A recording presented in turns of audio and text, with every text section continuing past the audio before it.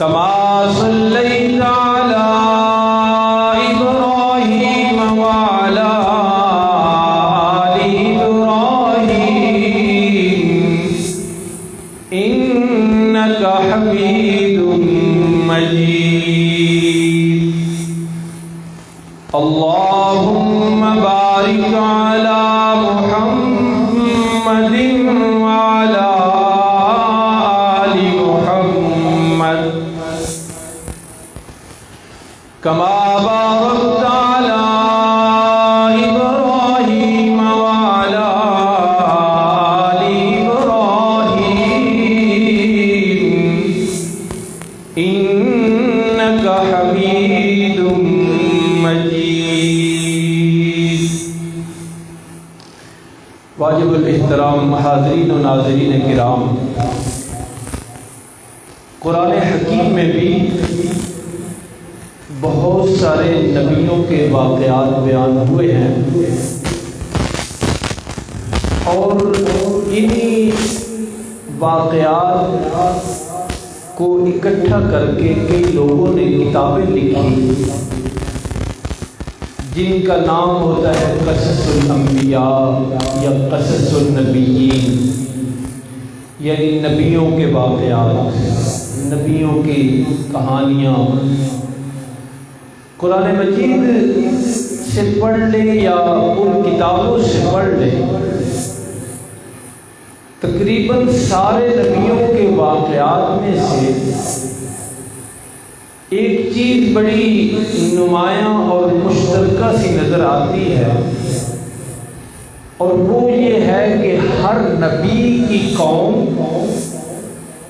اور ہر نبی کی امت اپنے نبی سے دشمنی کرتی، لڑتی اور مخالفت کرتی اور جھگڑتی نظر آتی ہے. حضرت نوح علیہ السلام سے لے کر امام الانبیاء صلی اللہ علیہ وسلم تک جس نبی کا واقعہ آپ پڑھیں گے، جس پیغمبر کا قصہ آپ پڑھیں گے، یہ چیز بڑی نمایاں نظر آئے گی کہ وہ قوم، وہ امت اپنے نبی سے لڑ رہی ہے، جھگڑ رہی ہے، دشمنی کر رہی ہے، مخالفت کر رہی ہے، ان کو زخمی کر رہی ہے، لوگ پیغمبروں کو شہید کر رہے ہیں. اپنی ہی قوم کے لوگ ہیں اور پیغمبر ہیں سامنے، لیکن ان کو بستی سے نکال رہے ہیں، ان کو شہر سے نکال رہے ہیں. تو یہ پیغمبر تو اس کام کے لیے نہیں ہوتے، پیغمبر تو سراسر رحمت ہوتے ہیں. لیکن یہ چیز پھر کیوں نظر آتی ہے کہ ہر پیغمبر کی امت اور قوم ان سے لڑتی نظر آتی ہے؟ تو اس کی وجہ ہے اللہ کی توحید. دنیا کا کوئی سبب نہیں پیغمبر اور امت کی لڑائی کا جو ذریعہ بنے، کہ کسی کی زمین پر قبضہ کیا ہو کسی پیغمبر نے، کسی کو نعوذ باللہ برا بلا کہا ہو، کچھ بھی نہیں. پیغمبر تو اخلاق کے اعلیٰ درجے پہ ہوتے ہیں. پیغمبر تو سراسر شفقت، سراسر رحمت اور درگزر کرنے والی شخصیت ہوتے ہیں. پھر یہ لڑائیاں کیوں، پھر یہ جھگڑے کیوں، پھر یہ مخالفتیں، یہ دشمنیاں کیوں ہوتی ہیں؟ تو قصص الانبیاء پڑھیے، قرآن میں اللہ نے جو واقعات بیان فرمائے وہ پڑھیے، جواب ایک ہی آئے گا کہ پیغمبر اللہ کی توحید کی بات کرتے تھے اور یہ ان کو پسند نہیں. یعنی اللہ کے پیغمبر یہ فرماتے تھے کہ عبادت ایک اللہ کی ہے، پکار صرف ایک اللہ کی ہے، مشکلیں حل کرنے والا صرف ایک اللہ ہے، اور یہ باتیں ان کو پسند نہیں،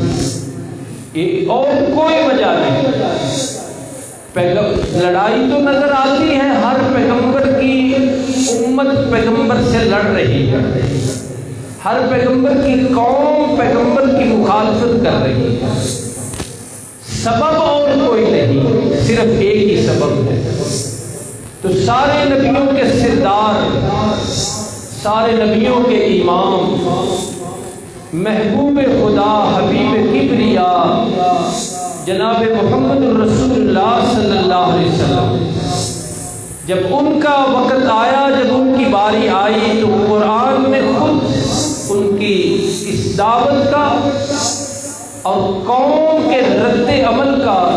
نقشہ کھینچا ہے،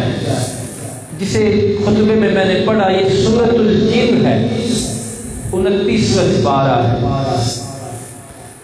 2-3 آیات کا ترجمہ سماعت فرمائیں، اتنا ہی ٹائم ہے۔ فرمایا وَأَنَّهُ لَمَّا قَامَ عَبْدُ اللَّهِ يَدْعُوهُ، سارے نبیوں کے واقعات اللہ کا قرآن بیان کرتا ہے، اور نمایاں چیز نظر آتی ہے کہ جب بھی کسی اللہ کے سچے نبی نے نام لیا اللہ کا، تو ساری قوم، کیا چھوٹے کیا بڑے، کیا امیر کیا غریب، کیا جاہل اور کیا پڑھے لکھے، ساری کی ساری قوم پیغمبر کی مخالفت پہ اتر آئی۔ لیکن جب میرے محبوب صلی اللہ علیہ وسلم کی باری آئی، آپ کا وقت آیا، جب آپ کھڑے ہوئے، تو اس وقت منظر کیا بنا؟ قرآن نقشہ کشی کرتا ہے، فرمایا انہو لما قام عبد اللہ۔ ہاں لوگوں، اس وقت بھی منظر یہ بنا کہ جب اللہ کے بندے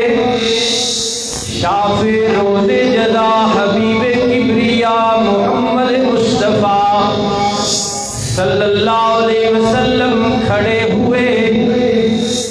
اور کھڑے ہو کے بات کیا کی؟ فرمایا یدعوہ، اللہ کو پکارنے لگے، لوگوں کو بتانے لگے کہ لوگوں لا الہ الا اللہ، الہ بننے کے لائق، معبود کہلائے جانے کے لائق، مسجود کہلائے جانے کے لائق دنیا میں کوئی اور نہیں الا اللہ، صرف اللہ ہی ہے۔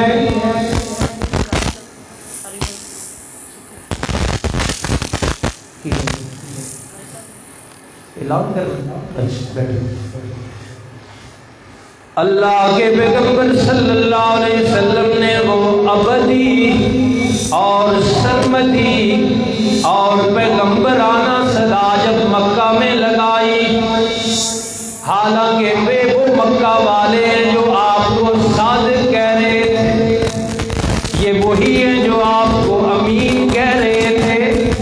یہ وہی ہیں جو آپ پہ جان نچھاور کرتے تھے، یہ وہی ہیں جو آپ کے پاس اپنے جھگڑے لایا کرتے تھے فیصلے کے لیے۔ لیکن جیسے ہی میرے محبوب جناب محمد الرسول اللہ صلی اللہ علیہ وسلم نے اللہ کا پیغام پہنچایا، اللہ کا نام لیا، قرآن جیسی سچی کتاب کہتی ہے قالوا یقولون علیہ لبدا، اللہ کا نام محبوب کی زبان سے سنتے ہی سب ٹوٹ پڑے۔ یہ ترجمہ ہے، قالوا یقولون علیہ لبدا، ایک لمحہ پہلے صادق و امین کا لقب دینے والے ٹوٹ پڑے، لڑائی کے لیے میدان میں کود پڑے، پھر کبھی ساحر کہا، کبھی کذاب کہا، کبھی مسحور کہا، ان کے ترجمے نہیں کیے جا سکتے۔ کذاب کا مطلب بہت بڑا جھوٹا، صادق اسی زبان سے صادق کہہ رہے ہیں، اللہ کا نام سنتے ہی اسی زبان سے کذاب کہنے لگتے ہیں۔ لیکن اللہ کے پیغمبر صلی اللہ علیہ وسلم سارے نبیوں کے سردار، جیسے پہلے کوئی نبی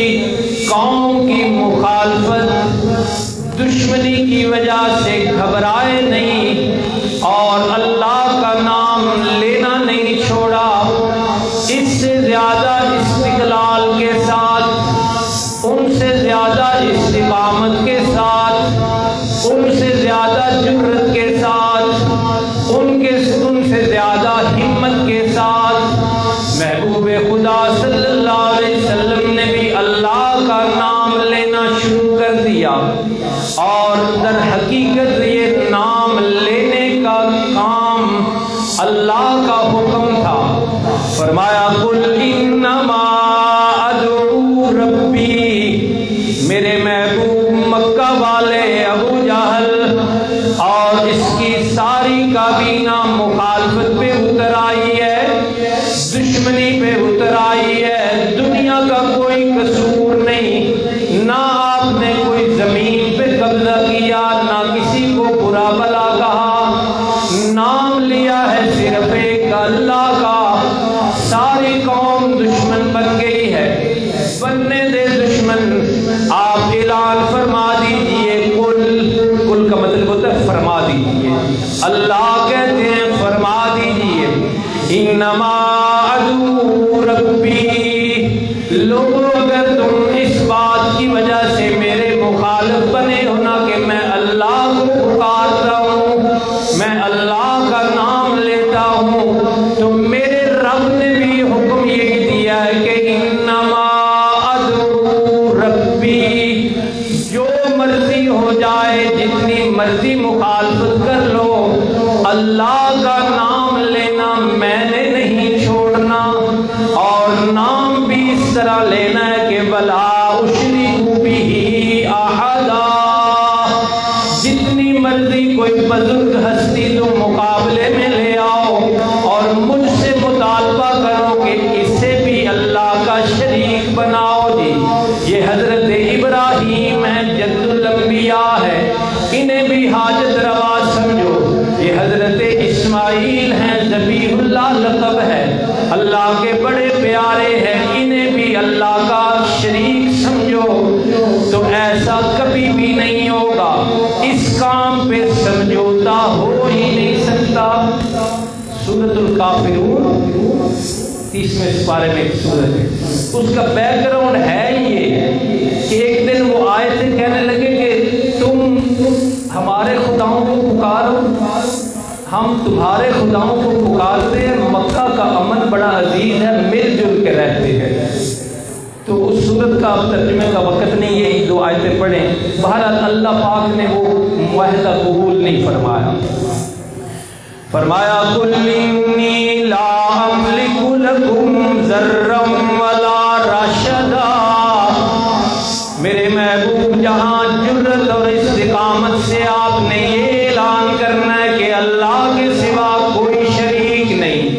اللہ کے سوا کوئی حاجت روا نہیں، اللہ کے سوا کوئی بگڑیاں سنوارنے والا نہیں،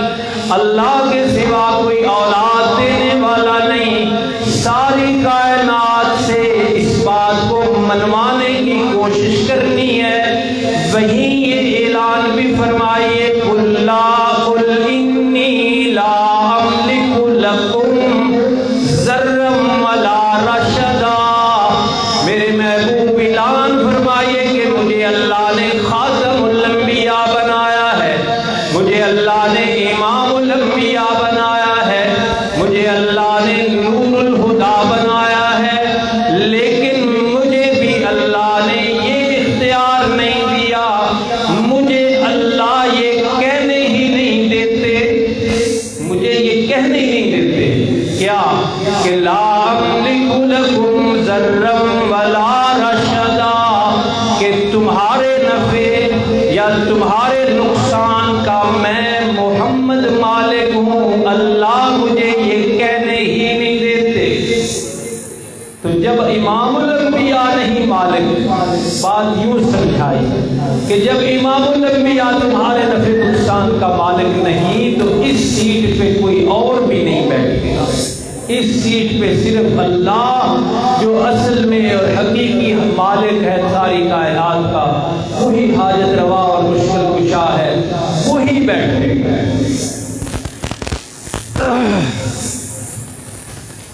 ایک آیت اور بھی ہے، آگے کہتے تھے کہ عذاب لے آئے، اگر آپ سچے ہیں تو ہم پہ عذاب برسائیں۔ اور دوسری بات یہ مطالبہ کرتے تھے کہ ہمارا آپ کا گزارا ہو سکتا ہے، یہ بات تھوڑی سی بدل دو، یہ بات بدل دو، یہ کہنا چھوڑ دو۔ اللہ کی بات کرو لیکن اللہ کے سوا جو کہتے ہو نا کوئی کچھ نہیں کر سکتا، یہ کہنا چھوڑ دو۔ تو اس کا جواب کیا آیا؟ فرمایا قُلْ إِنِّي لَن يُجِيرَنِي مِنَ اللَّهِ أَحَدٌ،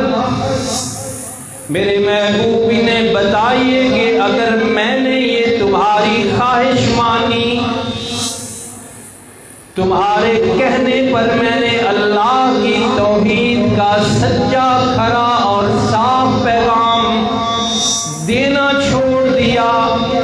اور میل ملاپ والی بات کی، سانجھی بات کی، میٹھی میٹھی بات کی، اللہ کا سچا پیغام کہنا چھوڑ دیا، فرمایا میرے محبوب پھر انہیں بتائیے ہونا کیا ہے؟ انی لن یجیرنی من اللہ احد، تمہاری بات مان کر اللہ کا پیغام دینا چھوڑا تو اللہ مجھے کہہ رہے ہیں کہ یہ بھی پھر میں تمہیں بتا دوں کہ لن یجیرنی من اللہ احد، اللہ سے مجھے کوئی بچا بھی نہیں سکے گا۔ پیغام اللہ کا ہو اور تمہارے کہنے کی وجہ سے چینجنگ لا دوں اور نرمی لے آؤں تو مجھے کون بچائے گا؟ اللہ۔ اور فرمایا وَلَن نَّجِدَ مِن دُونِهِ مُلْتَحَدًا، اللہ کے سوا مجھے کوئی پناہ گاہ بھی نہیں نظر آتی۔ اللہ کا پیغام بدلوں تمہیں راضی کرنے کے لیے، تمہیں خوش کرنے کے لیے، تو مجھے بتاؤ مجھے اللہ سے کون بچائے گا؟ تو یہ پیغام توحید کی مشکلات جنہیں پیغمبر سامنا کیا کرتے تھے ان کا ہلکا سا تذکرہ ہم نے پڑھا۔ اللہ رب العالمین ہم سب کو توحید جیسے میٹھے ابدی اور سرمدی نغمے کو سمجھنے کی اور اس کو پھیلانے کی توفیق عطا فرمائے۔ وما علینا